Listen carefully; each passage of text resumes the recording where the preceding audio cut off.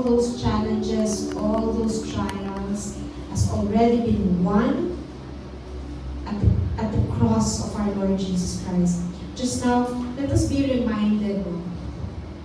At the cross, remember, there's a crown of thorns at the head of our Lord Jesus Christ. When the crown of thorns was placed on his head, blood was also shed. A lot of times, these days, diba, ang daming concerns that may cause us to worry. Recent earthquakes, recent na may flu epidemic sa schools, diba? Some schools already shut down muna sila for disinfection. And all those things can affect our thoughts. Even before sickness and disease may enter our bodies, first thoughts, challenging thoughts, thoughts of fear, thoughts of concern, thoughts of anxiety, and all those thoughts entering our minds, entering our hearts, already cause our faith to be challenged. But church, remember, that has already been won at the cross for us by our Lord Jesus Christ. When His blood was shed by the crowning of the thorn, yung thoughts na yon has already been cleansed. The crown of thorns remind us that our thoughts has already been cleansed by the blood of our Lord Jesus Christ. Yes. So every time we partake of the cup, let us be reminded that the blood of Jesus Christ has already cleansed us from all our sin. Sin of thoughts, sin in our body. Thank you, Lord, that today we walk in the righteousness of our Lord Jesus Christ. Let's pray. Heavenly Father, I thank you, Lord God, that you gave us our Lord Jesus Christ, the darling of heavens, who offered his life for us, that today we can boldly declare that by the blood of our Lord Jesus Christ, we are already cleansed from all our sins. Whatever attack of the enemy there may be, he can never attack us. Because we are already protected, we are already covered by the blood of our Lord Jesus Christ. We are already been cleansed, we are made righteous, we are made holy. And indeed, no weapon formed against us shall ever prosper. In the name of our Lord Jesus Christ. And by the stripe, just one, because all those stripes already lashed at his body constituted to just one stripe. And all those 39 stripes in just one stripe in his body, we are already healed. Past tense. Done deal in our Lord Jesus Christ. I thank you, Lord, that you have won the battle for us. Amen. And today we live victorious because of what you have done at the cross for us. We praise you, our Lord Jesus Christ. We magnify you in our lives. In your most holy, precious name. Amen. Let's pray.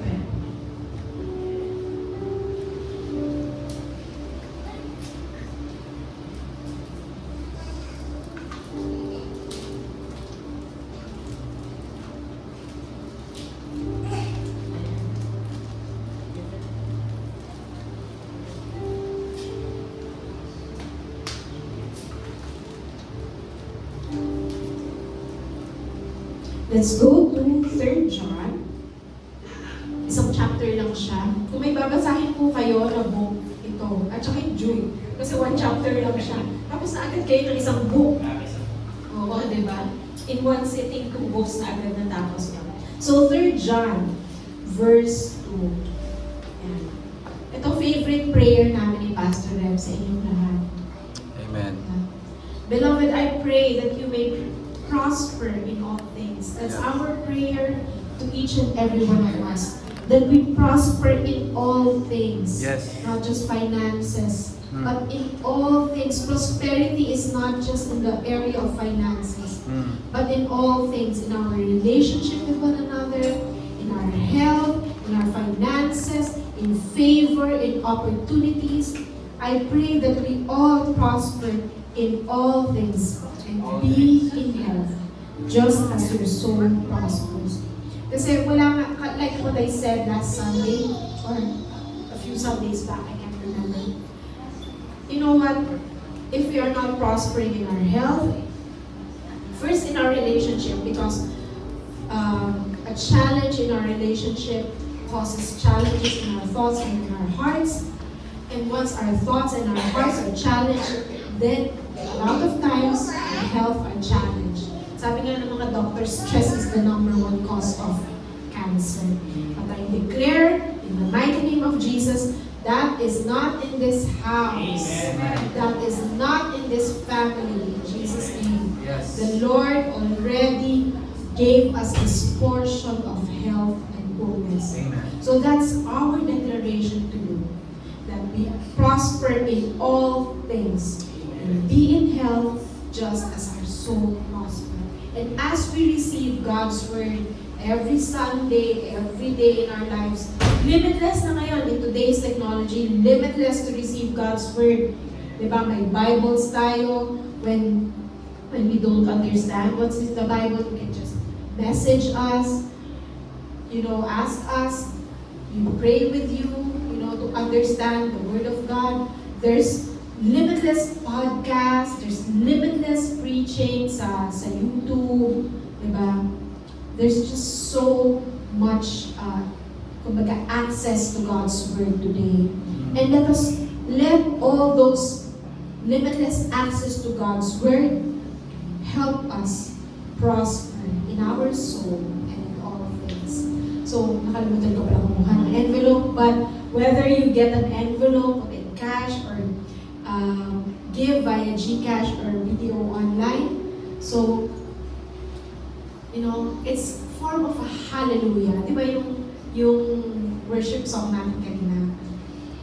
Nakalimutan ko yung lyrics, but the gist is, we know it's not much, but let it be a song of hallelujah to our Lord. So whatever we put in the envelope or whatever we give, we know it's not much, but let it be like a song of hallelujah to our Lord.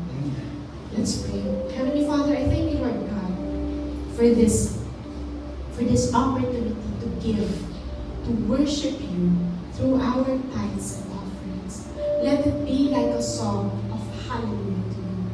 We know that it is not much, but Lord, it is all that we offer. It is all that we offer to worship you, because we know that it is you who gave first. We know that it is you who gave first. You gave your only begotten Son, our Lord Jesus Christ. And because of Him, because of what He has done at the cross, we know we are guaranteed of prosperity. We know we are guaranteed of provision, because He Himself is our provision. We thank you, Lord Jesus Christ. We thank you, Lord Jesus Christ. We praise you, we glorify you, we magnify you in our lives. In your mighty name, Jesus. Amen. Amen. Okay, we don't have any video announcements still, pero we have manual announcements. So, October 25, Brother Carlo, our youth and young adults fellowship. So, it's Saturday, 2 p.m. So, lahat ng youth and young adults. So, dito po tayo. Yes, even us. Even me. I'll be here. Youth is of no age, di ba? Yeah. Okay, so, wow, praise God. So, let's all be excited to receive God's Word through Brother Carlo.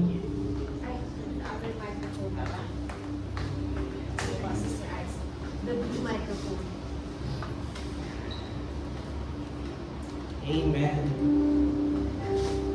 Amen. Hallelujah. Thank you, Lord. Amen. And we settle down. Yeah.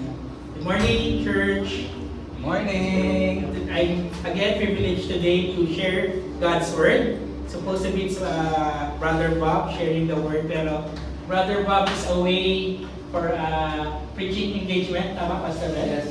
Yes, so Brother Bob has been invited to share God's word to another church. And really, Brother Bob, he's someone who really knows Jesus, and I'm sure he's gonna be a blessing. Kung anumang kung saan church man siya na-invite. Alright, would you stretch your hands with me to Brother Bob? Let's pray for Brother Bob. Dear Lord Jesus, thank you, Lord, for Brother Bob. We just declare your anointing over Brother Bob, that as he preaches Jesus, they encounter, the people there encounter their wonderful Lord and Savior, that their hearts will have a fresh revelation of who Jesus is, what He has done at the cross, and the abundance that He wants to bring in their life. So anoint Brother Bob. Let His words carry weight. Let His words be planted in the people's hearts, and let it bear fruit. In Jesus' mighty name we pray. Amen and amen. So Brother Bob, preach Jesus wherever you are today. Amen. Alright. So today, I'm gonna preach on sort of a continuation, yung preaching natin last week. Yan. Sister Aiza, pwede mo nang patayin yung ating background music. Ayun. Thank you. So, I'm gonna share on the topic of rest. Yeah. So last week, I shared on the story of Joshua and Caleb and how they're about to enter the promised land. And if you look in the Bible, later I'm going to show it to everyone, na yung promised land, right, in the Bible, in the book of Hebrews, it is, ang equivalent niya in the New Testament is actually rest. So we will look into that. So for us believers today, our position actually is a position of rest. When I was meditating on it this morning, when we were born again into a finished work. Now, in the same way that Adam and Eve, when they were created created into a finished work. But men fell, right? But for us, when we were born again, when we received Jesus, we were born again into a finished work. That means everything has been paid for, and everything that is left for us is to simply receive. Right? So, in the Bible, it's always position first before blessing. Sa Deuteronomy 28, diba, sabi, when you follow all these commandments, I will set you on high, and all these blessings will come upon you. Right? So today, our position in Christ, sabi sa Romans 5, having been justified by faith, we have peace with God. So our position before God, we have peace with Him. And after that, in Ephesians 2, verse 6, so that's my first verse for today, it says here that God raised us up with Christ and seated us with Him in the heavenly realms in Christ Jesus. So our position in Christ, sino dito, you have received Christ? Diba? So all of us here, online, we have received Christ. And we are in Him. And our position in Him, this verse says, is that we have been raised up together with Christ. So we died with Christ, and we rose from the dead in Christ, and now we are raised up with Christ in the heavenlies, right? Seated.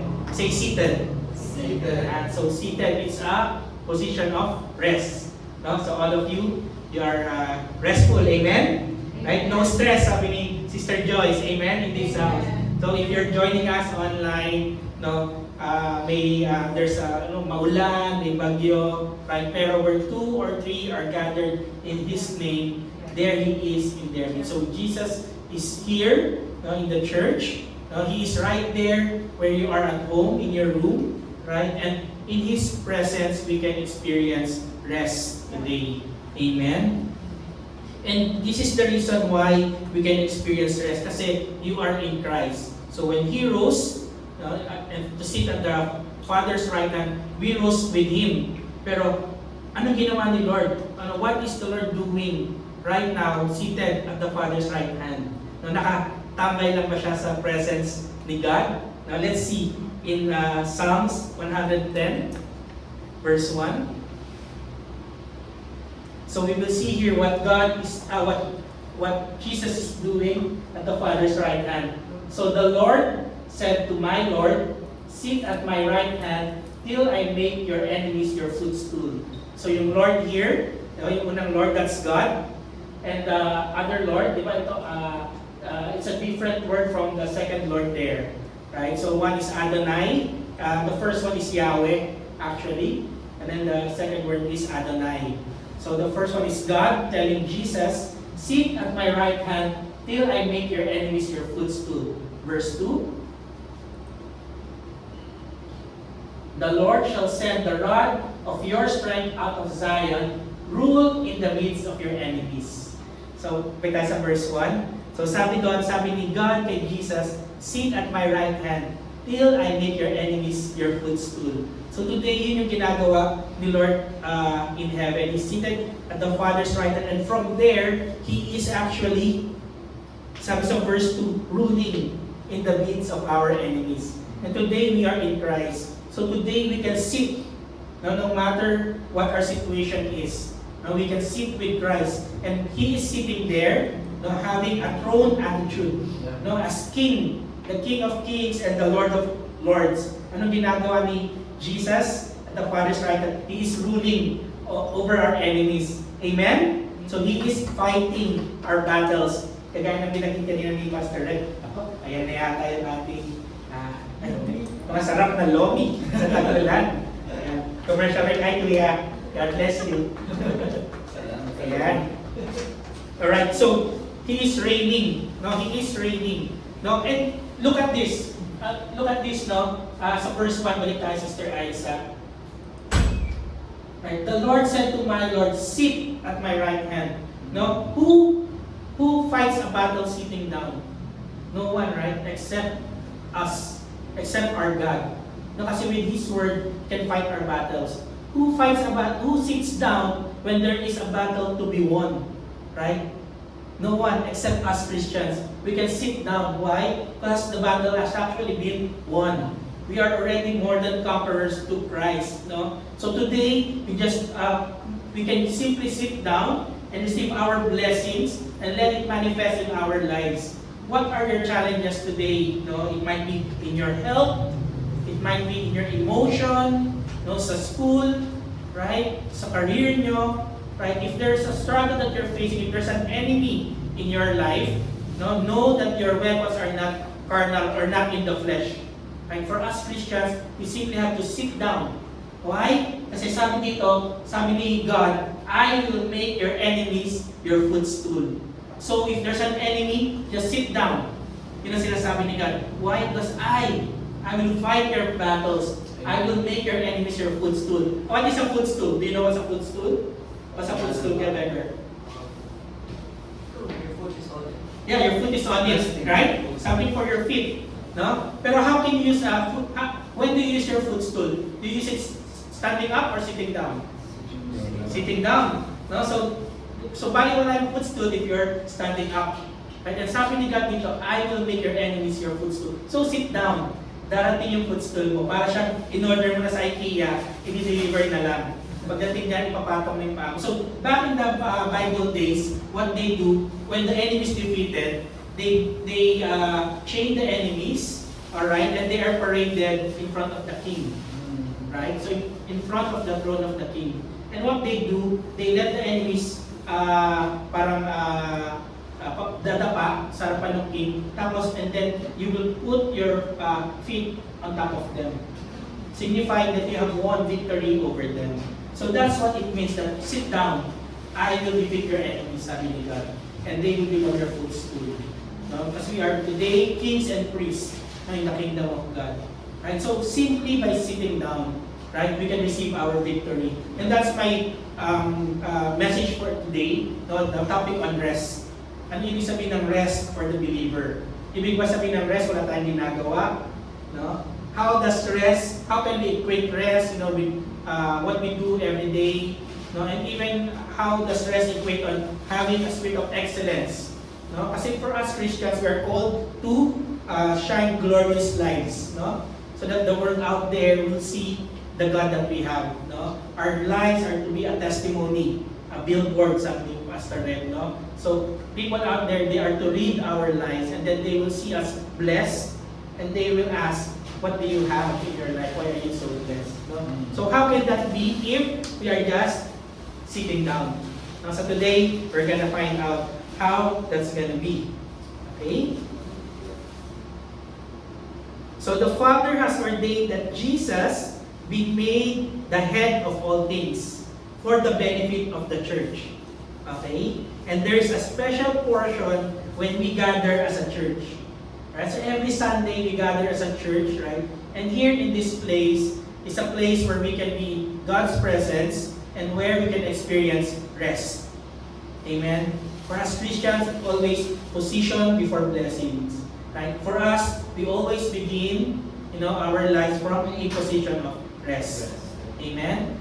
When we were born, when Adam and Eve were born, diba, they were born into a finished work. Nothing for them to do, but everything to enjoy. No, everything in the garden for them to enjoy. No, ganun yung heart ni God for Adam and Eve. He created the universe, not just a garden. He created the universe for Adam and Eve. And ganun din sa atin today, no, that for the benefit of the church, God wants to enjoy the blessings through Jesus. No? And He ordained that Jesus be the head of the church, and through Him, the church can benefit, can enjoy the benefits, right? Let's read that in Ephesians 1, verse 19 to 20, in the New Living Translation.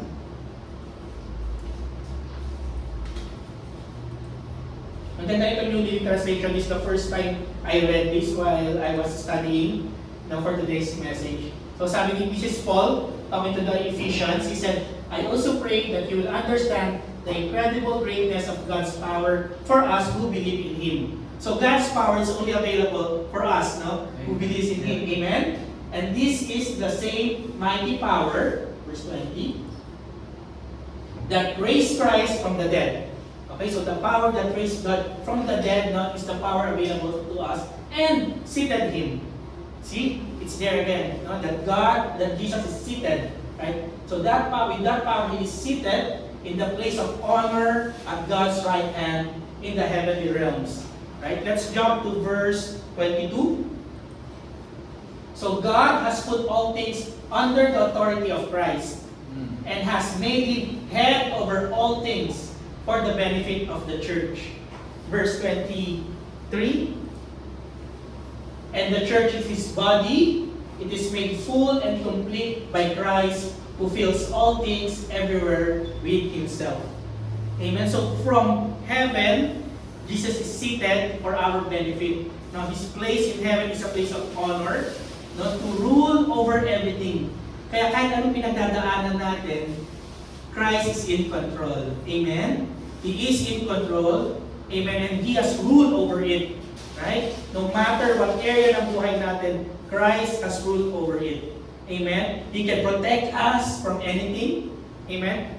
From any sickness or disease. He can prosper us, kagaya ng share kanina ni Sister Joyce. Amen. Right? And He can bless us with every spiritual blessing. Kasi we are the church. Amen. So here we see how the church, right, is given importance. No? That Jesus has been seated in a place of rest for our benefit. And today, right, the church, the Father's house, is a place of rest. No? Here, you don't have to do anything. No? Parang kagaya ni Martha, you simply come here to sit at the feet of Jesus and to receive, no?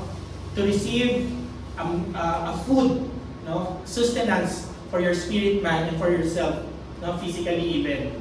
Amen? Right? So, if this is a rainy Sunday and you are here today in person, I know that there's a special portion for all of us. Amen? And we are here to encounter Jesus and Him alone. Amen? If you're at home, no, there's no condemnation if may hirapan kayong bumiyahe, maulan, baha, amen, or physically impossible because you're overseas, for example, or traveling, no? Pero know that as we are gathered physically and online, right, Jesus is here for our benefit. Amen? And He is in control for every area in our lives, no? So today, I'm gonna share, kagaya na mention ko kanina, how when Caleb and Joshua, right, I shared about how they are supposed to enter the promised land last time, right? So Joshua and Caleb, they are the ones who believe in Christ, right? And after 40 years, then they are able to possess the land and receive their inheritance from God, no? And today I will share on how in the book of Hebrews, the promised land, no, ang equivalent niya is actually rest. Okay, let's look at Hebrews 3, verse 7 to 11. New King James. Yeah, so Hebrews 3, therefore, as the Holy Spirit says today, if you will, so here, okay, this is this is being quoted, this is from the Psalms, okay, and this is referring to the time when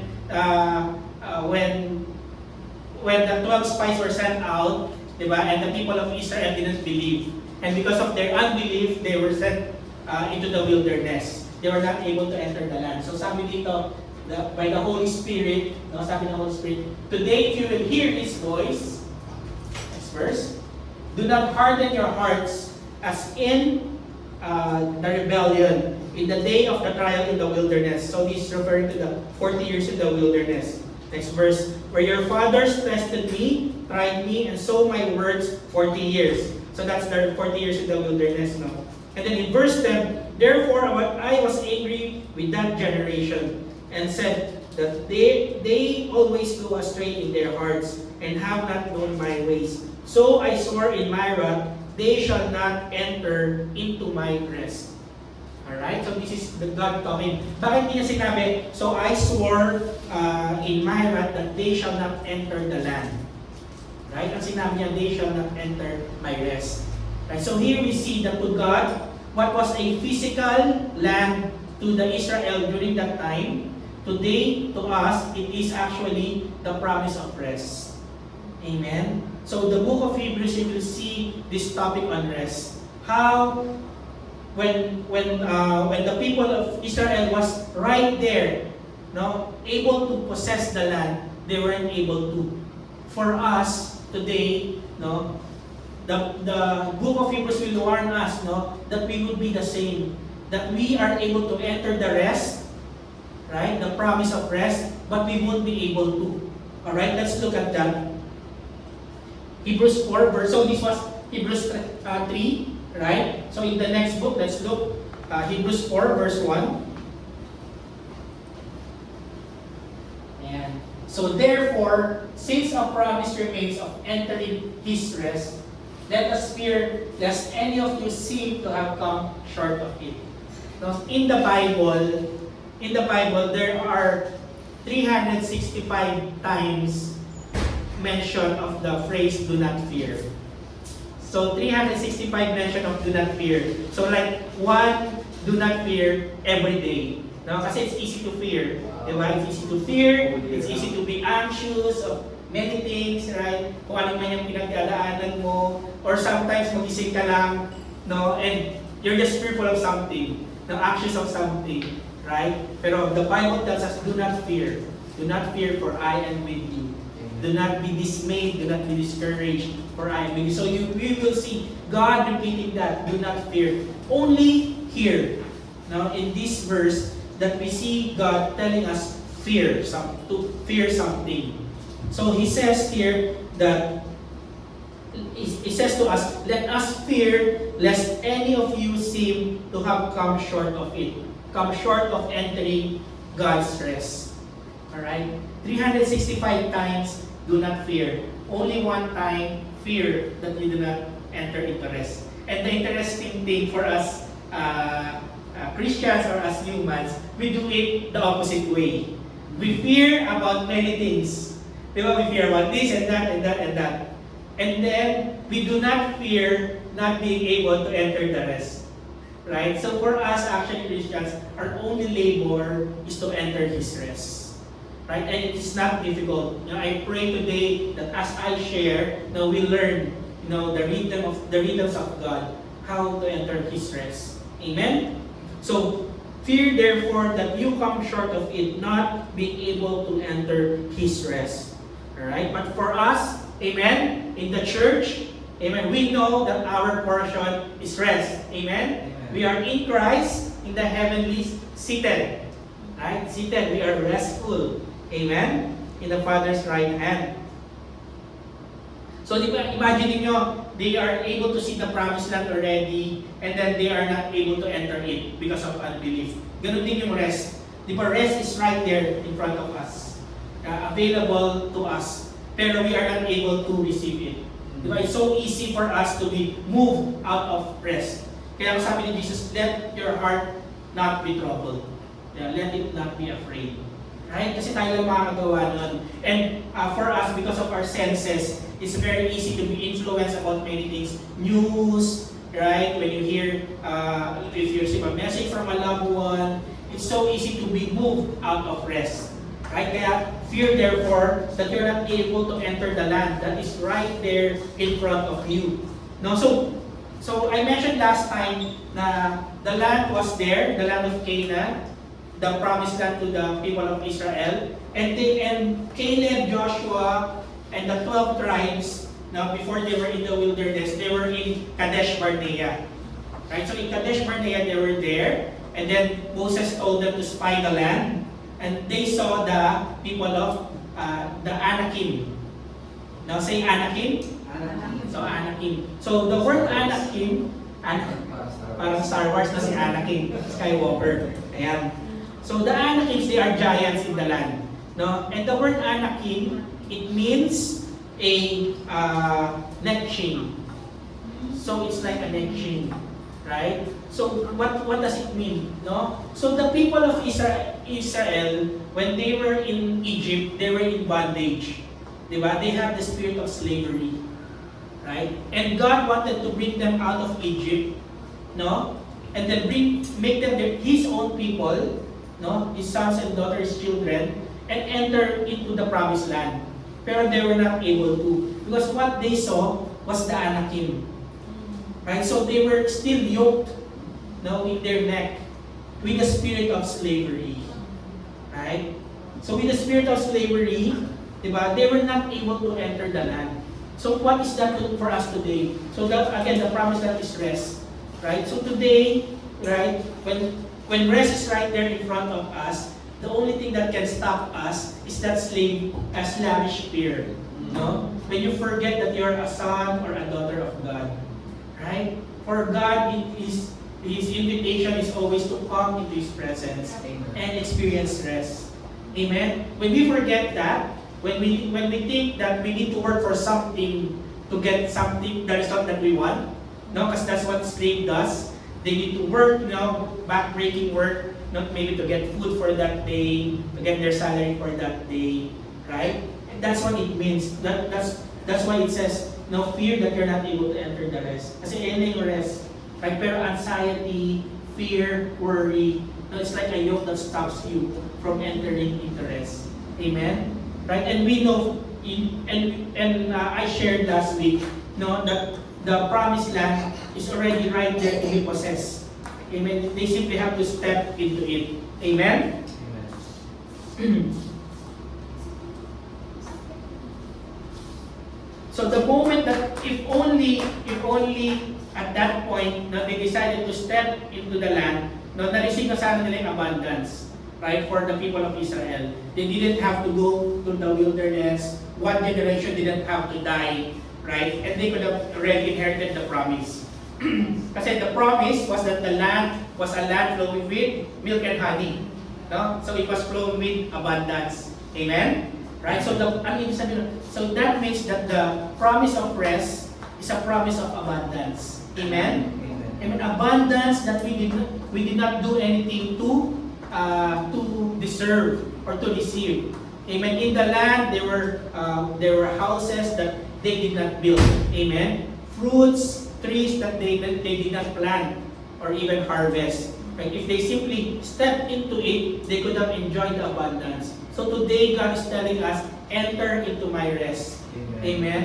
The abundance that you are looking for, right? When Sister Joyce shared the prayer, that she and Pastor Ed praised over us, that we prosper and be in health, even as our soul prosper. And then you look at your life, I'm not there yet, I'm not yet prospering, I'm not yet in the clean bill of health that I want to be, no? Pero what God is telling us is step into rest. Step into the promised land and enjoy the abundance that I am promising you. Amen? So that is His invitation today. So that's why it is important to enter God's presence. Amen? Kasi in God's presence, then you will hear God's promises. Amen? So how do we enter God's presence? In the church, right? This is where God's presence dwells. Amen? If we want to hear God's word, we read God's word. If we want to hear God's voice, we read God's words. Amen? Diba? God's word is His voice. Amen? And this is what happened to Joshua. So diba, last week I was studying about Joshua and Caleb. And today, why I'm sharing on rest is because God told me, after I preached, sabi niya, look at what Joshua did before entering the land. No, kasi, di ba, he is about to enter the land and they were like 40 years old back then. Di ba, parang si Caleb, di ba, he was 40, he was 40 and then years passed, so maybe they're around 80 during this time, like Caleb, 85 si Caleb, when he asked for the mountain, right? So, at that age, ano yung ginawa nila to enter the land? Right? Because they could have entered it at 40, when they were 40 years old. If they only did, if the Israelites did what Joshua and Caleb did, when later on, after the wilderness experience. So, we will see that story in the book of Joshua. So, let's look at Joshua, chapter 1. So, the book of Joshua starts with Joshua talking to God.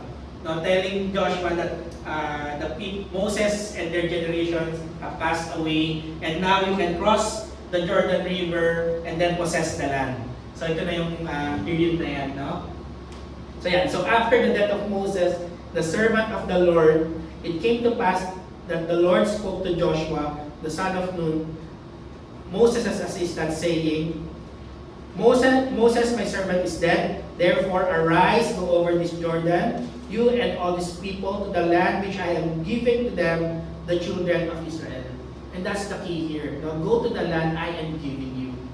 Alright, so rest. It is something that God wants to give us. Yes. Amen? Go there and receive it. Every place that the sole of your foot will tread upon, I have given you. Past tense. I have given you. Amen? So in the Hebrew, right, there is no future tense. If you study Hebrew, it's always past tense or present tense.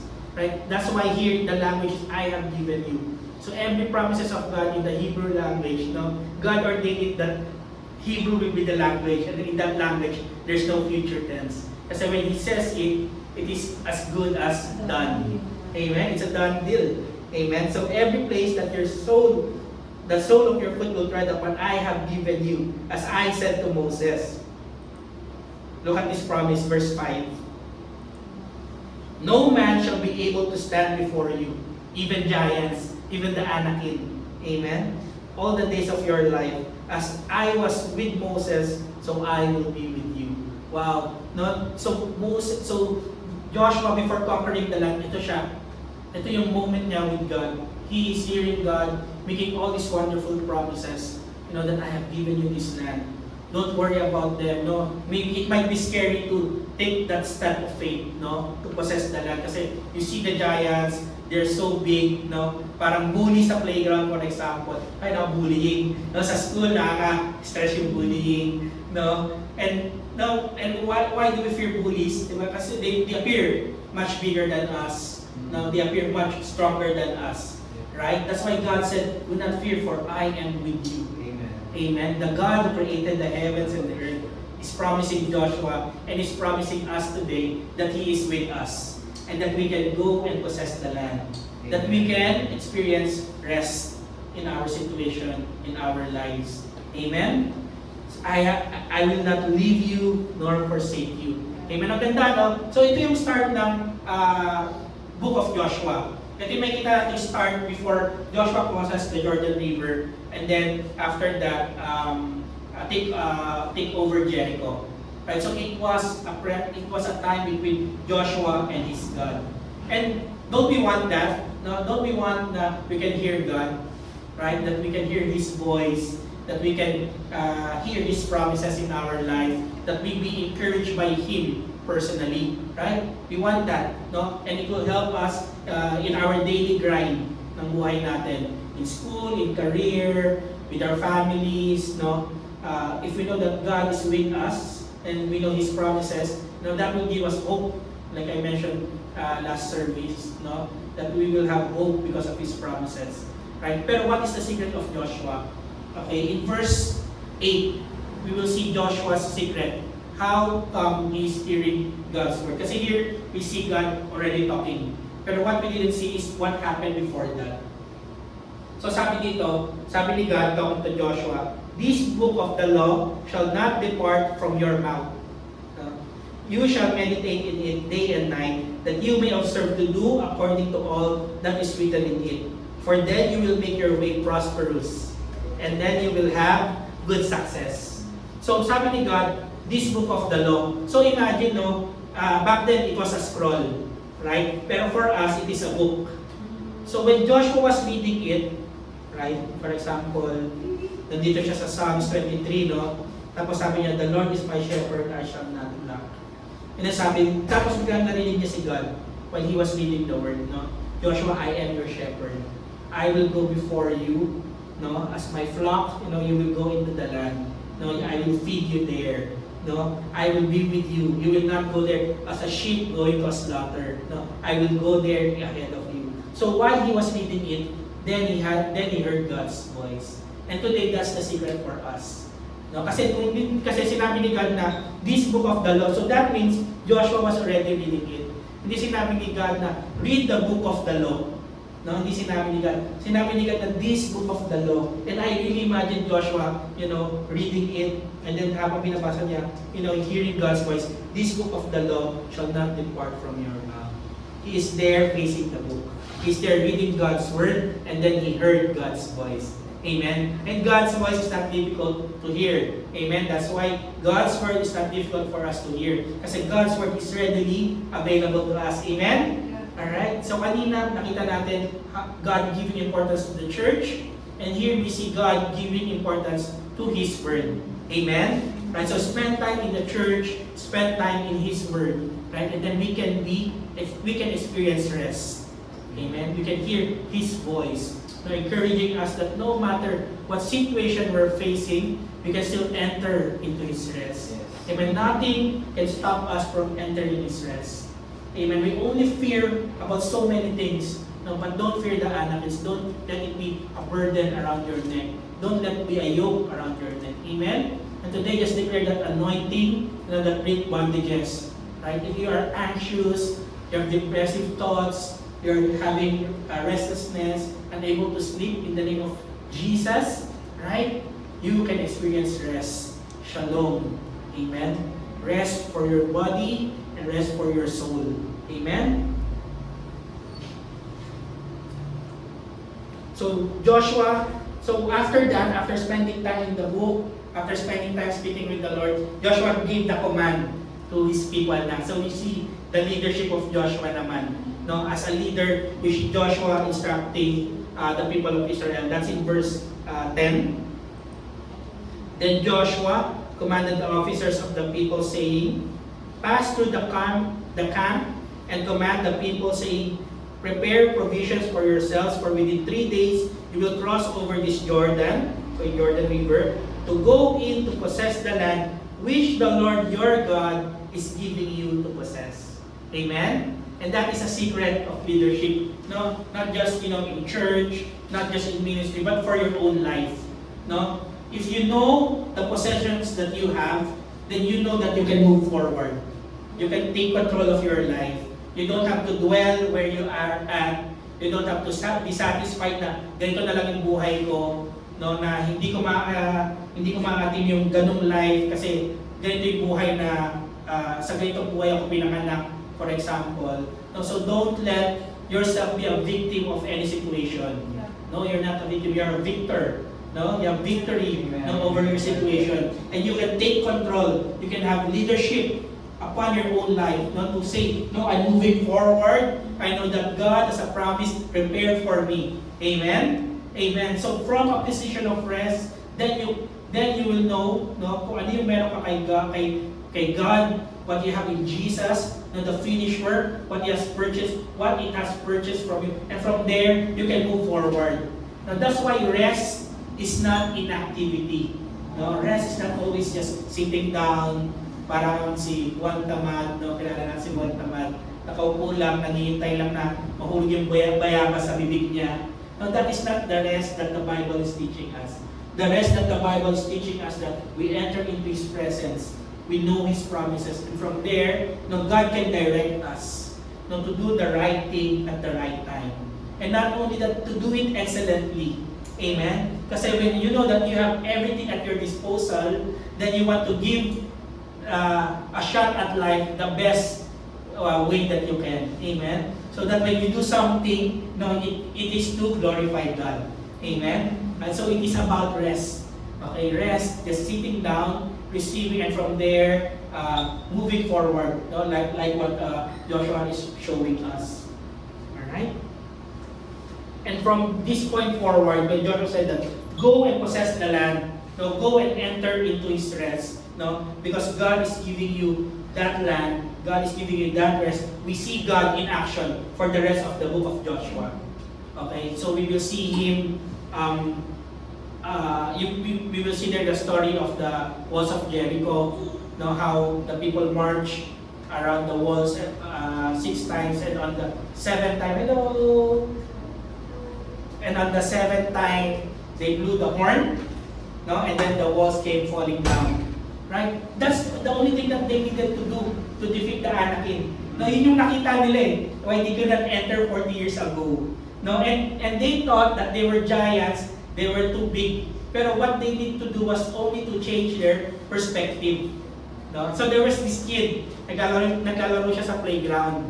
No? So the kid was in the playground, he was looking at this bully, no, through a telescope. So malayo siya sa playground, tinitingnan niya, yung bully ba nandun sa playground? And using a telescope, he saw the bully. No? So then his father came to him. What are you looking at? So sabi niya, I'm looking at the bully using the telescope kasi I don't want to come near him because he's much bigger and stronger than me. No? Then you know what the father did? So what the father did, he turned around the telescope. So what happens when you turn around the telescope? Di ba, when you're looking at the telescope, from afar you will see them bigger, no? You will see them bigger. So the father said, look at the telescope the other way. So when you look at the telescope, he saw the bully at the playground, much smaller na. So sabi ng God, does he still look frightening to you? Actually, no. He looks very small now. Right? So at that point in Kadesh Barnea, the Israelites just needed to change their perspective. And then they could have entered into the promised land, into the land of rest. No, yun lang kailangan nila. Because in fact, it was the people in in Jericho who were afraid of them. The giants were afraid of the people of Israel. The very people that they are afraid, the people of Israel are afraid of, are actually afraid of them. Let's look at that in Joshua 2, verse 9. So this is the prostitute Rahab. No, ito yung sabi ni Rahab. So Rahab told the men, I know that the Lord has given you the land. Right? So the people in the land of Jericho, they already know that the land already belongs to the people of Israel. No, that the Lord has given you the land, and the terror of you has fallen on us. So sila yung takot sa people of Israel. No, nung kinakatakutan nila, sila pa yung takot. Amen? So, today, if you're fearful because of a sickness that you have, no, in Jesus' name, it has no right to be in your land. Amen? It has to depart. Right? And today, you don't have to fear because sickness, right, is fearing, right, our Lord and Savior. No, is fearing us because He knows that health, divine health, is already ours. Amen? Amen. Even poverty, it has no place in your life. Right? Don't be afraid of it. Right? Because God has provided us every blessing. Amen? Yeah, so the terror of you has fallen on us, and that all inhabitants of the land are faint-hearted because of you. See kung gaano sila katakot, di ba, sa mga Israelites? For we have heard how the Lord has dried up the water of the Red Sea. So because of the previous victories, and that is something good that we can do. Let's look at the previous blessings, no? We don't have to dwell, no, na in a way na dati bless ako ngayon hindi na. Hindi ganoon. No, but with the previous victories, we are reminded on how mighty our God is. The one who is with us, the previous victories that He has won for us. Amen. How God has dried the Red Sea for you when you came out of Egypt, and how you did the two kings of the Amorites who were on the other side of Jordan, whom you utterly destroyed. And as soon as we heard these things, these victories, our hearts melted. Neither did they remain any more courage in anyone because of you. For the Lord your God, He is God in the heaven above and on the earth. Amen? Amen. So that's why we can enter into rest. Amen. Amen? Because God, has won us victories already. And when Jesus cried at the cross, finished, right, all the work has been finished. Amen? And everything is for us to be received. Amen? Amen. All right. I hope you're learning something today, no? That rest is a land that we can possess. And when we possess that rest, it is a place of abundance. Amen. Very parang bang term yun, di ba? Parang kabaligtaran na with rest, you receive everything. No? Very opposite of each other. Pero that is God's way. Amen. And it ends, the book of Joshua ends, no? Let me just end the book of Joshua in Joshua 21 verse 43. And I declare this now for all of us. So the Lord gave to Israel all the land of which He had sworn to give to their fathers, and they took possession of it. So they took possession of rest. Amen? Joshua and Caleb, right? Of it, and dwelt in it. Amen? And the Lord gave them rest all around. That's why I said that the promised land, that God promised to Israel is a promise of rest. Right? In verse 44, the Lord gave them rest all around, according to all that He had sworn to their father. So it's about the promise of God. Amen? That's why we can possess. Because God has already promised it. Amen? And not a man of all their enemies stood against them. The Lord delivered all their enemies into their hands. Amen? Amen. And I declare that to Grace Life Church, that the Lord delivered to us all the enemies. Amen. Yeah? They will be delivered in our hands. Amen? Amen. And verse 45. And I pray this even for Brother Bob as he shared God's word today, that not a word failed of any good thing which the Lord had spoken to the house of Israel. All came to pass. Amen. Say, all came to pass. All came to pass. Amen. Amen. And that is God's promise to us. Now, in the Bible, we see God's promises. And in Christ, they are yes and they are amen. If God says it, it will come to pass. Amen. Divine help for every one of us, like Caleb. Amen. Provision, divine provision. Provision is not just money. No, it's about how God stretches our money, every day, right? Keeping us away from harm, from trouble, from any sickness or disease, So God can prosper us, not just in terms of the salary that we gain. Amen. Right? Amen. So even prosperity, not just for in terms of finances, but even our soul, kagaya sinabi ni Sister Joyce, and our mind and our hearts, our spirit. Amen? So all those, it will all come to pass. Amen? We simply have to rest in Jesus' finished work for us at the cross. Amen? Amen? I pray that you are getting excited about receiving God's rest, right? Because know that He who promised is faithful. Amen. Amen. And that is, that's where everything hinges on. Di ba kasi the reason why we want to possess the land is because God promised it. Ganun din sa people of Israel during that time. When they were brought out of Egypt, it was to possess the land. Amen. And para saan pa, if you promise naman, if the promise maker is not a promise keeper. Amen. But God, He is a promise keeper. Amen. Amen. So, judge him faithful who promised. Amen. So, from a place of rest, no, from a place of rest, that is a place where we can receive. Yeah. Amen. Today we don't have to. Today we live by grace. We receive by that place of rest.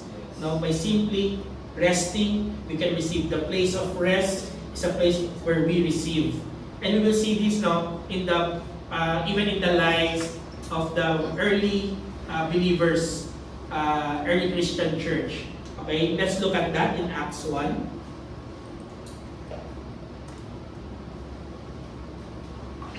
So here we will see that God promised something, and then He made it come to pass, and it came to pass from a position of rest. Amen. So today, now I just want to invite you as we read this text. No, rest. Hinga kayo malalim.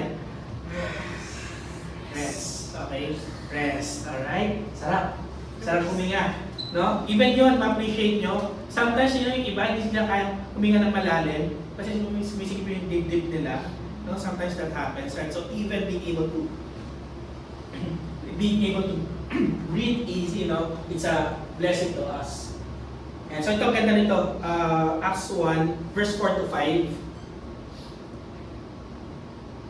So this was right after Jesus was resurrected, no? And being assembled together with them. So this is the resurrected Christ. He was assembled together with his disciples. So sabi niya, he commanded them not to depart from Jerusalem, but to wait for the promise of the Father. So the promise of the Father, which he said, you have heard from me. For John truly baptized with water, but you shall be baptized with the Holy Spirit not many days from now. So sabi ni Jesus, do not depart, stay there, wait for it there. I promise to you a helper, sa book of John, and he will come to you. Right, so there was a promise. Say promise. Alright, so there was a promise. So now let's go to Acts 2, verse 1. The next chapter, Acts 2, verse 1.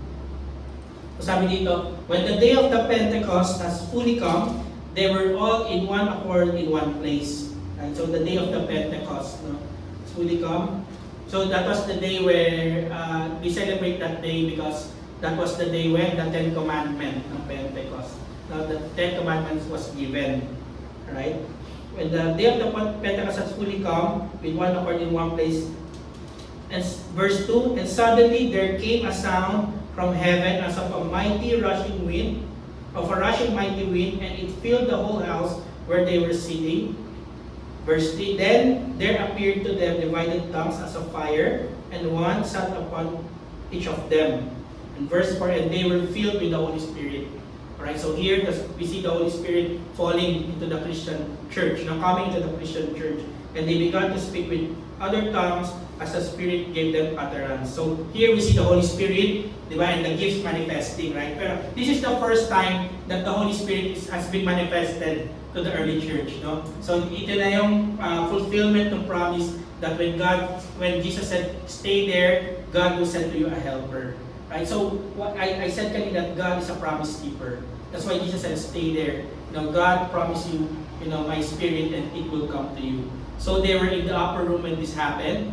Okay, and so dati naisip ko, they were in the upper room. And then naisip ko parang church. Sa church, diba, sometimes we are busy. Makikita tayo, tumatawid-tawid, diba? Nagpe-prepare tayo Holy Com. Yung mga bata tumatakbo, then parang mga sheep, igagano mo. Dadali mo ulit sa Faith Church, right? Na parang busy tayo. So akala ko ganun yung ginagawa nila when the Holy Spirit came. I was thinking that maybe nakatayo sila, nag-worship, pero I don't know what they are doing specifically. But their posture when the Holy Spirit came. Can we go back to verse 2? And suddenly there came a sound from heaven. So this is the Holy Spirit coming down, as of a rushing mighty wind, and it filled the whole house where they were sitting. Amen. So the promise came while they were resting.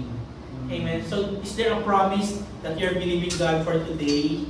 Right? Do you have a prayer this year, when Pastor Red, Sister Josh shared that God will do a brand new thing in your life?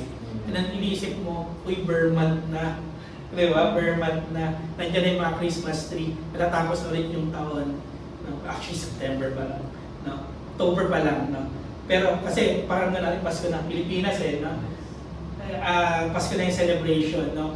Pero wala pa rin yung pinagpipray ko. Right? Wala pa rin yung pinagpipray ko doon. Mukhang matatapos na yung taon na wala pa. Na hindi ko na ma-receive yung breakthrough na I'm praying for. That the wish that I wrote down in my journal, in my diary, it looks like it's not gonna happen this year. Now, are you believing God for something?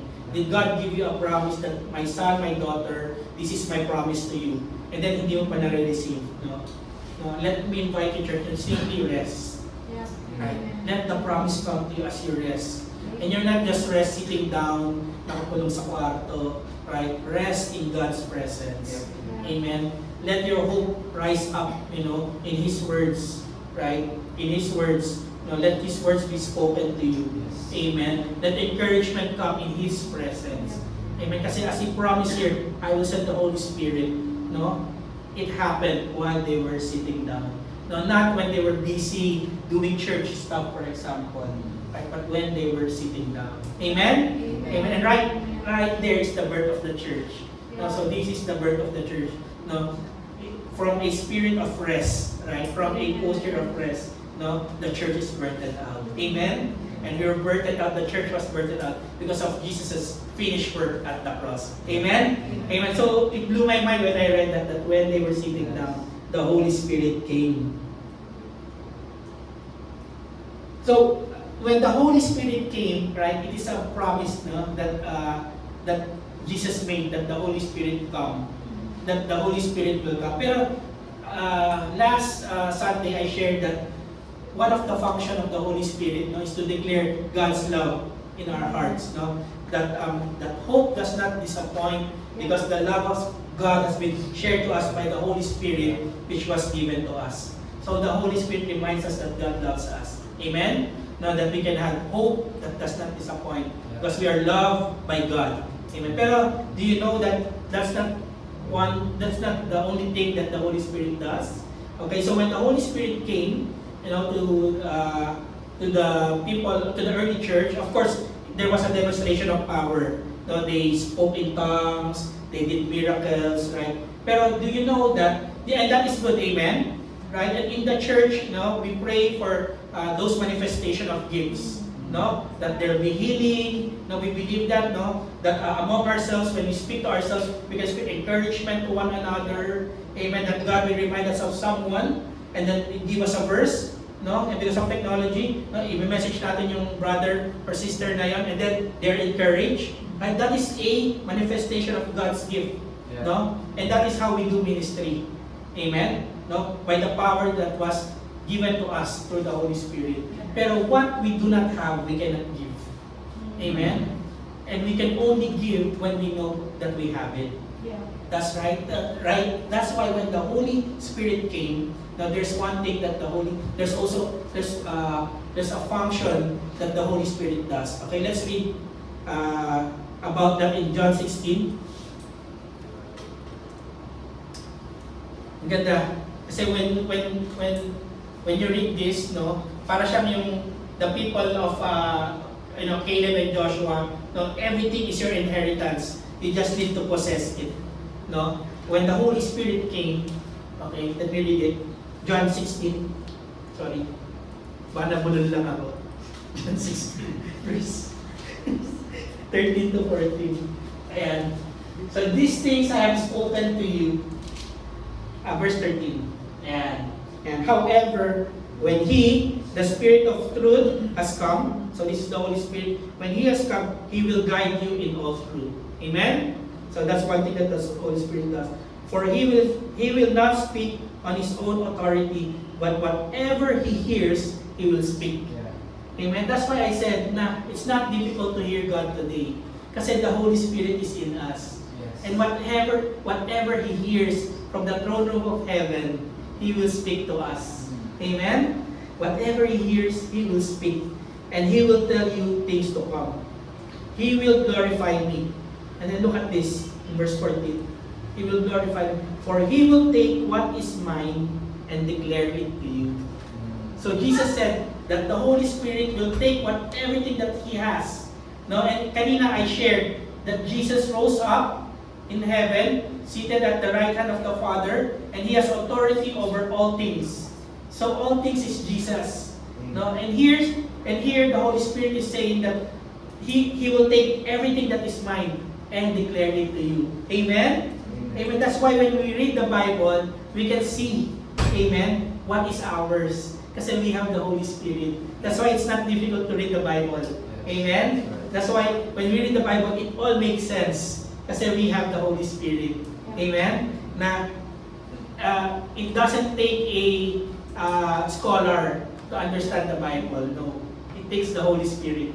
No, and He will take everything that is Jesus, the promises that is of Jesus, and declare it to us. And now that we know that what we have, then we can do ministry.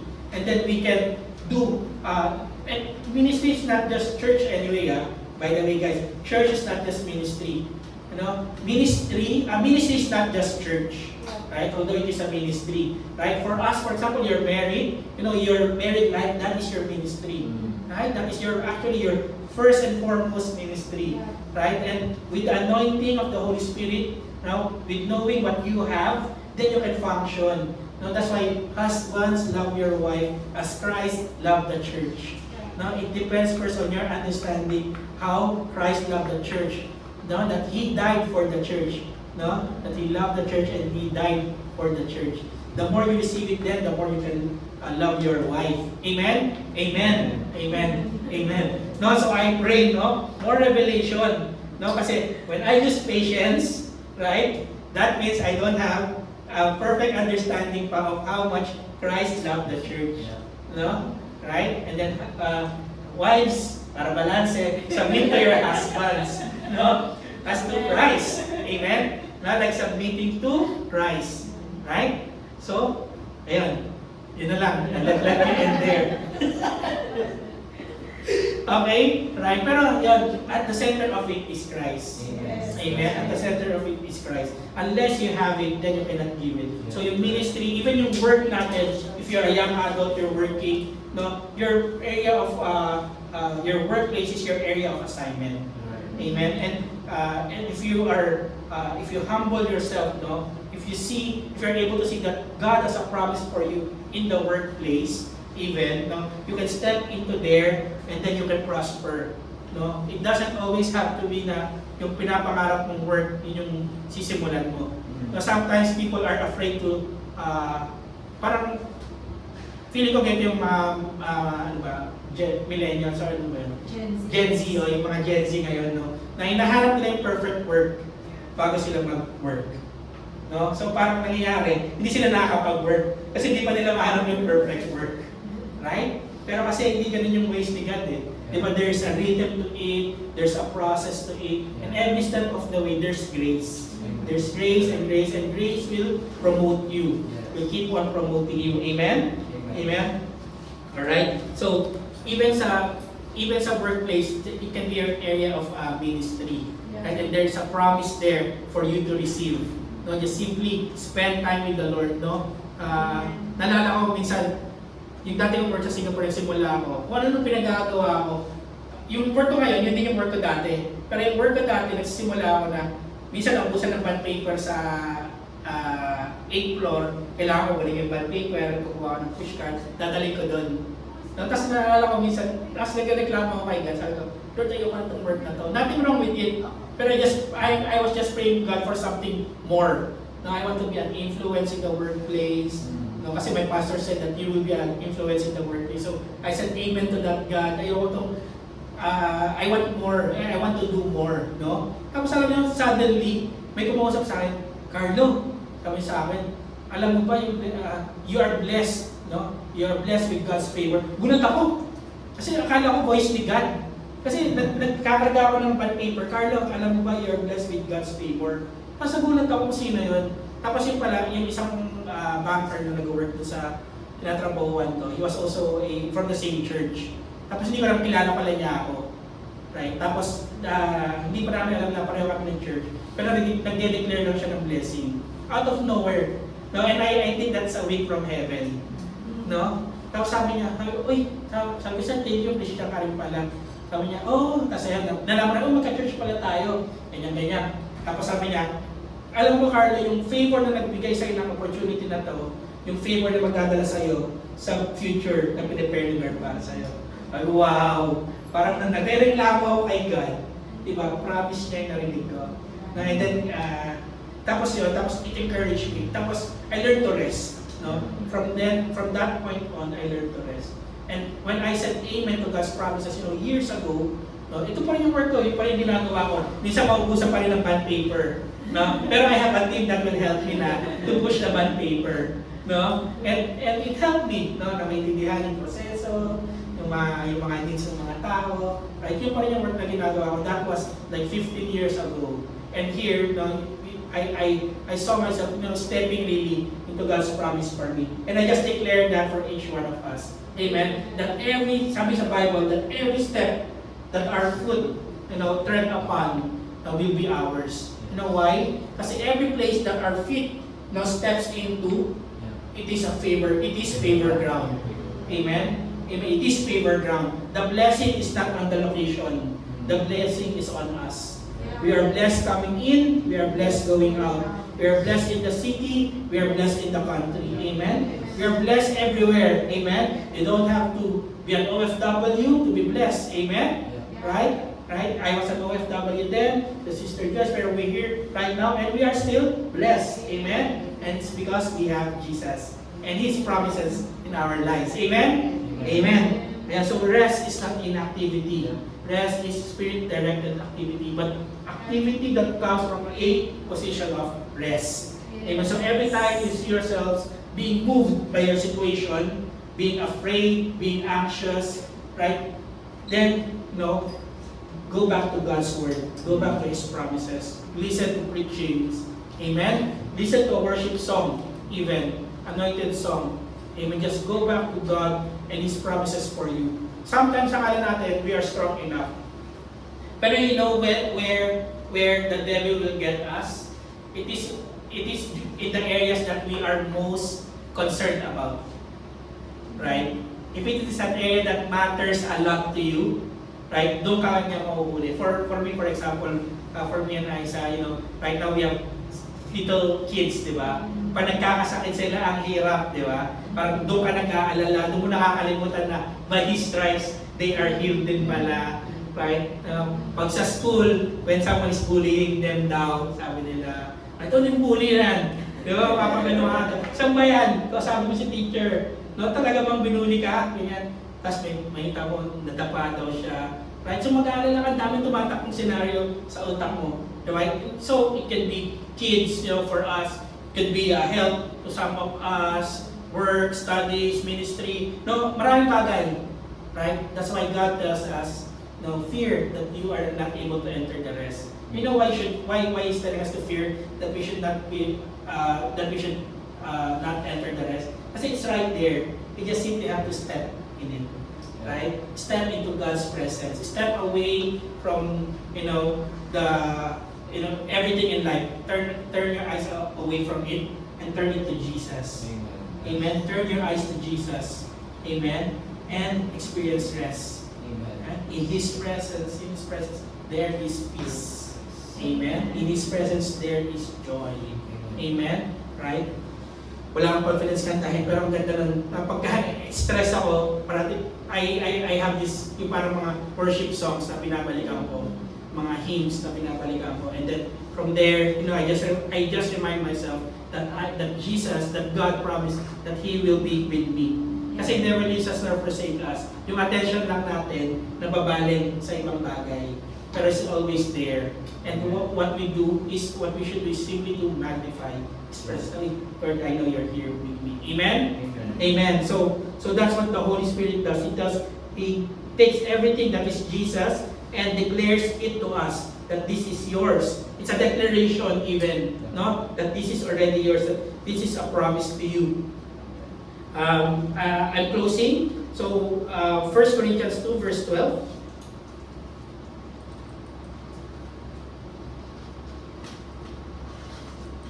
Right, so So remember, no, that today the gospel that we believe in is a gospel of grace. No, and what the gospel should bring us is rest. Now, rest in our conscience, first of all, that there's therefore now no condemnation for those who are in Christ Jesus, but also rest, no, from the demands of life.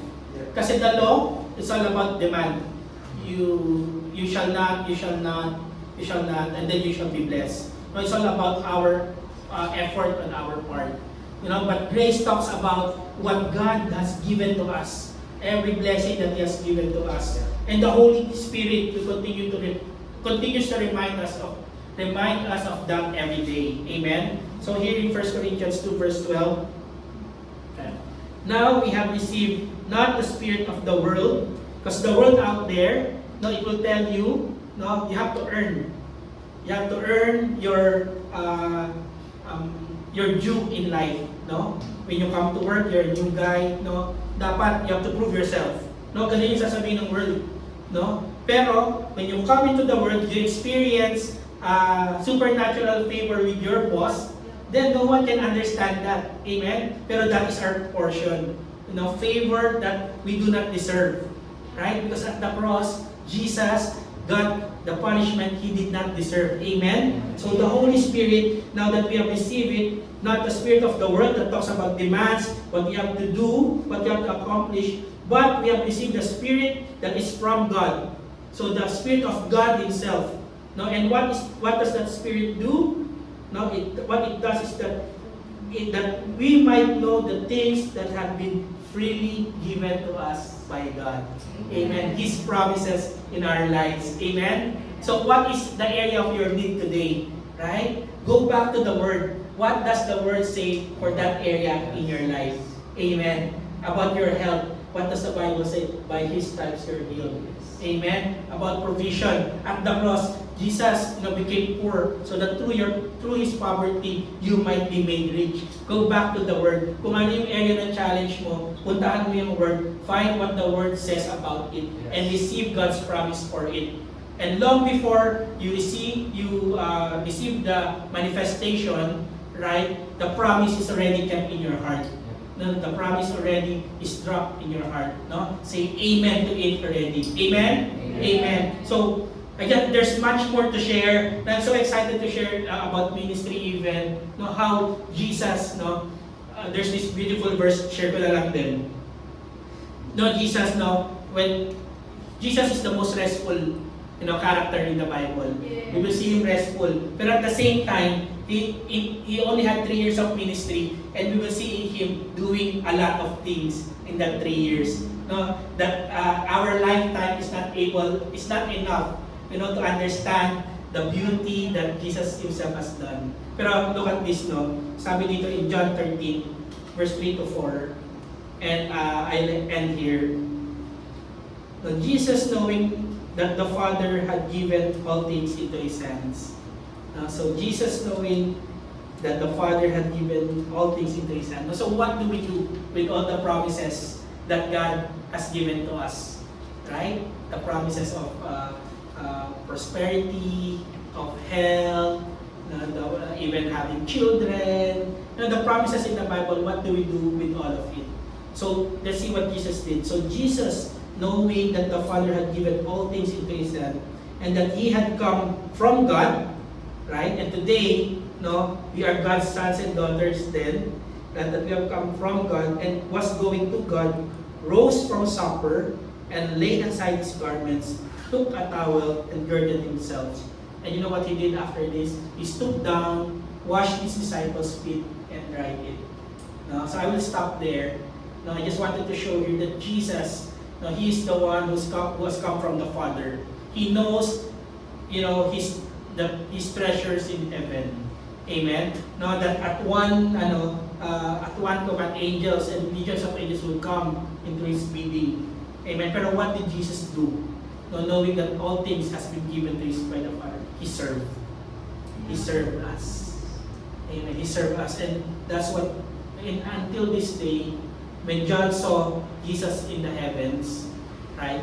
He saw Jesus, he saw Jesus in the heaven, and the disciple John girded with a golden apron. Diba? It is a garment of a servant. And the reason why we can rest is because when we rest, God works. Amen. What happens when we don't see the manifestation of our prayers? Know that God is working behind the scenes. Amen? Amen. So today we can rest, knowing that when we rest, God works. Amen? Amen.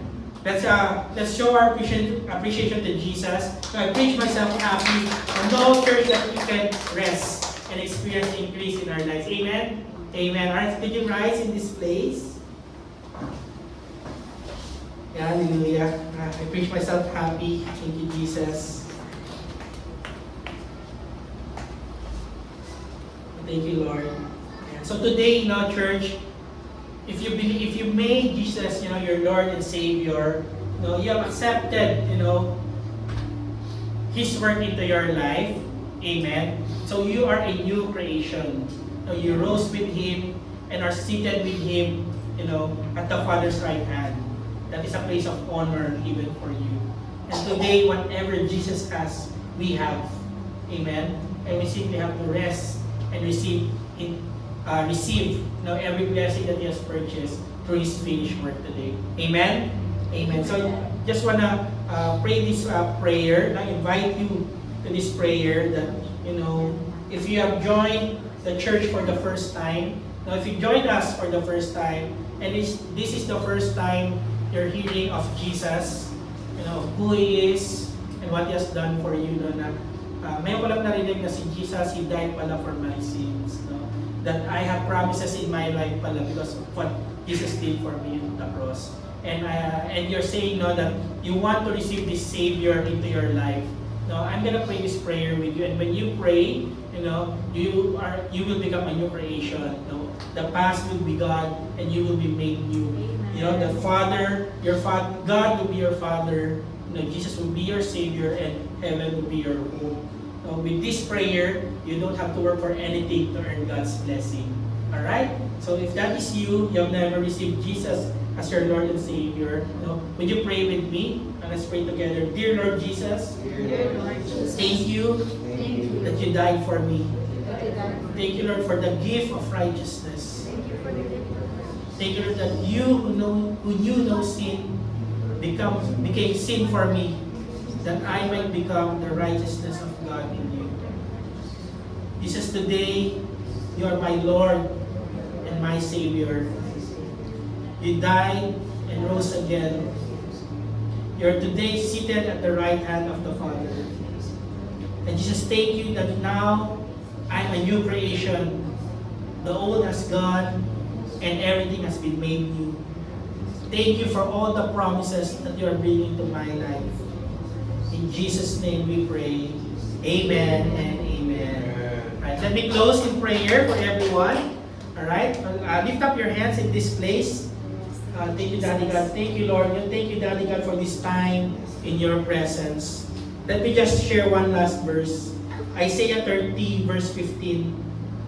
In quietness and confidence shall be your strength. Amen. And that is my declaration for you today, church. In rest shall be your strength. Amen. In quietness, in confidence shall be your strength. Amen. In returning and in rest, the Bible says, you shall be saved.